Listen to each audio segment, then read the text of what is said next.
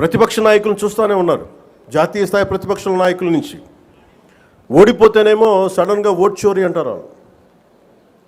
వాళ్ళు గెలిచినప్పుడేమో ఓట్ చోరీలు కనిపించే వాళ్ళకి. గత ప్రభుత్వంలో కూడా చూసాం. 2019లో వాళ్ళు గెలిచినప్పుడు మేము ఎక్కడా మాట అనలా. ప్రజలు తీర్పు ఇచ్చారు, దాన్ని గౌరవించాం. 2024లో 151 సీట్లు కూటమి ప్రభుత్వానికి ఇచ్చి 164 కూటమి ప్రభుత్వానికి ఇస్తే సడన్గా వారికి ఏమనిపించిందంటే ఇది ఓట్ల గురించి మన ఓటింగ్ మెషిన్లో తప్పంటాం. అంటే గెలిచినప్పుడు ఒక న్యాయం, ఓడిపోయినప్పుడు ఇంకో న్యాయం. ఇది రాష్ట్రం జాతీయ స్థాయి నుంచి రాష్ట్రం వరకు ఒకటే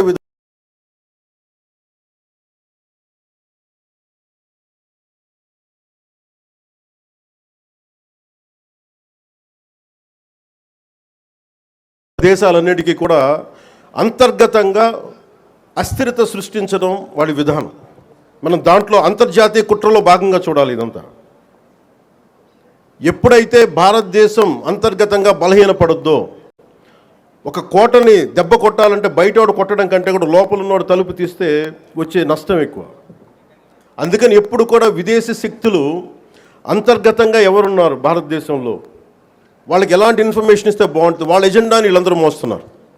దీన్ని ప్రజలందరూ కూడా చాలా సునిశ్చితంగా గమనించాలి. ఇది ఏమైపోతుంటే ఒక్కసారి వాళ్ళని లోపలికి రానిచ్చామా, మీరు 2019, 2024 చూశారు. రోడ్డు మీదకి రావాలంటే భయాలు వచ్చినాయి ఒక్కొక్కళ్ళకి.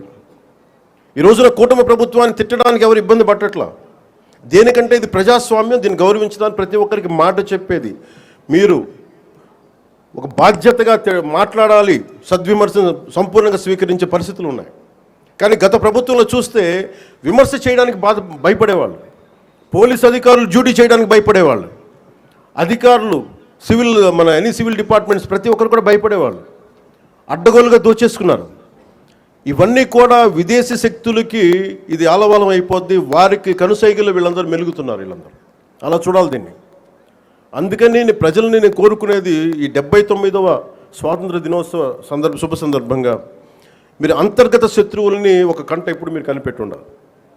నేను కాకినాడ పోర్టు విషయంలో కూడా నేను అంత గొంతెత్తడానికి కారణం, చాలా మనం ఎందుకులే మనం వదిలేస్తా ఉన్నాం. ఆంధ్రప్రదేశ్కి 974 నుంచి 974 కిలోమీటర్ల తీర ప్రాంతం ఉంది.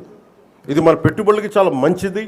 కానీ అది ఒక్కసారి మనం సరిగ్గా లేకపోతే అది బలహీనత కూడా అయిపోతుంది. ముంబై దాడుల్లో కూడా అసలు ఏమాత్రం పర్యవేక్షణ లేని పోర్టుల నుంచి వచ్చేసారు. లేదంటే పర్యవేక్షణ ఉన్నా కానీ అమ్ముడైపోయిన వ్యక్తుల ద్వారా ఉగ్రవాదులు వచ్చేసారు. బాంబే దాడులు కానీ ఆర్డీఎక్స్లు వచ్చేసినాయి. ముఖ్యంగా ఆంధ్రప్రదేశ్ తీర ప్రాంతంలో పోలీస్ శాఖ చాలా బలమైన దృష్టి పెడుతుంది. ఎందుకంటే నాకు ఇది కాకినాడ చాలా వల్నరబుల్గా అనిపిస్తుంది ఒకసారి రిపోర్టు చూస్తూ ఉంటే. కలెక్టర్ గారికి తెలుసు, ఎస్పీ గారికి తెలుసు, రాష్ట్ర డీజీపీ గారికి తెలుసు, ఇక్కడ విపరీతంగా డీజిల్ అక్రమ రవాణాలు జరుగుతూ ఉంటాయి.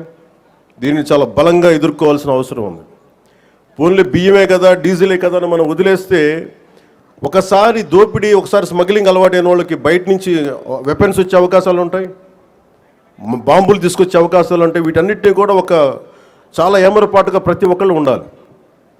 సో అందుకని దీన్ని భారతదేశం మా కమిట్మెంట్, కూటమి ప్రభుత్వం నారా చంద్రబాబు నాయుడు గారి నాయకత్వంలోని కూటమి ప్రభుత్వం చాలా స్పష్టంగా లా అండ్ ఆర్డర్ మీద, దేశం తాలూకు సుస్థిరత మీద మాకు చాలా సమగ్రమైన అవగాహన ఉంది.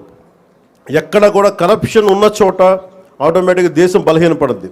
అలాంటి పరిస్థితుల్లో లేకుండా ఉండాలని మేము సాయశక్తిలో ప్రయత్నం చేస్తాం. వాటన్నిటికంటే కూడా ప్రజలు నేను కోరుకునేది, మీరు ఎరుకుతో ఉన్నంతకాలం అంటే డెమోక్రసీ ఈజ్ ఎటర్నల్ విజిలెన్స్ అంటే మీరు నిరంతర పహారా కాస్తే తప్ప ప్రజాస్వామ్యం బలపడదు.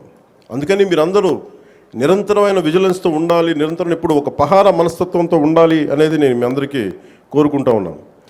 అంటే ఇవన్నీ మనం ఎక్కడో కాశ్మీర్లో జరిగిన ఇష్యూస్ మనకేంటి అనుకుంటే, ఆపరేషన్ సింధూర్ మన వైజాగ్లోను, మన కావల్లో, నెల్లూరు జిల్లా కావల్లోనూ ఉగ్రవాదులు చాలా దారుణంగా కాల్చి చంపేశారు. దానికి బిఫిటింగ్ రిప్లై ఇచ్చాం, చాలా బలమైన రిప్లై ఇచ్చాం. కానీ మనం పెట్టుకోవాల్సింది, మన లోపల ఉన్న దేశాన్ని సుస్థిరతని దెబ్బతీసే ప్రతి ఒక్క వ్యక్తిని కూడా మనం దృష్టి పెట్టాలి, దృష్టి సారించాలి.